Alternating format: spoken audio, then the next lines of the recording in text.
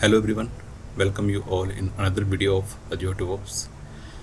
We have already made multiple videos of different CI/CDs, different stack CI/CDs plus Azure DevOps branchings. In today's video, we will see how we can uh, make a CI/CD pipeline for Angular stack. So let's start. So this is a sample YAML file which you can use in your project where you are building and deploying the Angular application. So let's start. First section is the trigger one.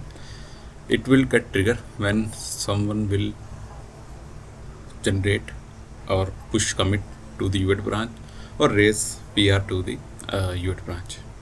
Then we have variables. Under that we are using some group, library group, and defining the agent image Ubuntu, and we are using the latest image. Then first stage is the build stage where we are using that image pool, and in the Azure pipeline we have the tasks under that. So first task we are using the node tools, and under that we are telling it which node version I want.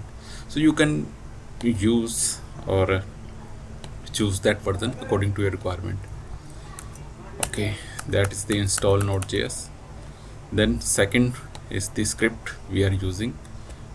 You can use bash and other scripts. Then what it's doing, it's installing the Angular CLI of particular version. That's again depends on your project definitions. Then we are installing the npm, and we have given this step name of install, and all these things are happening in the source directory where the checkout happen of that code. And under that checkout, after doing the checkout of the repo, we get inside that repo. Then we have the sonar cube. In this sonar cube we have a connection, service connection by name of sonar cube, and in the library we have defined its project key via name of this project key. Script,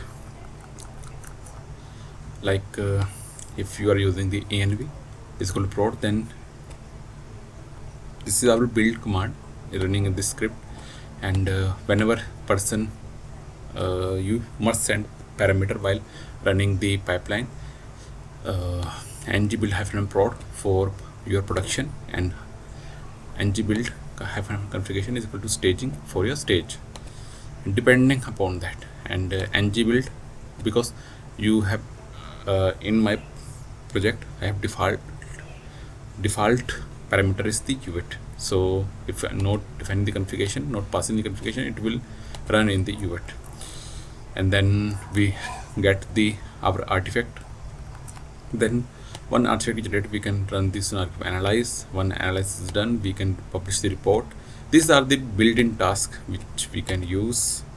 Now copy task, whatever we have built, it gets saved by name of your repo or your setting, whatever the app name you have given. Then under the dist, it is the app UI, and we are making it to save in the binary. Then under that binary we are making it a zip file. Once zip file is ready, we are publishing the artifact. Okay, that's done.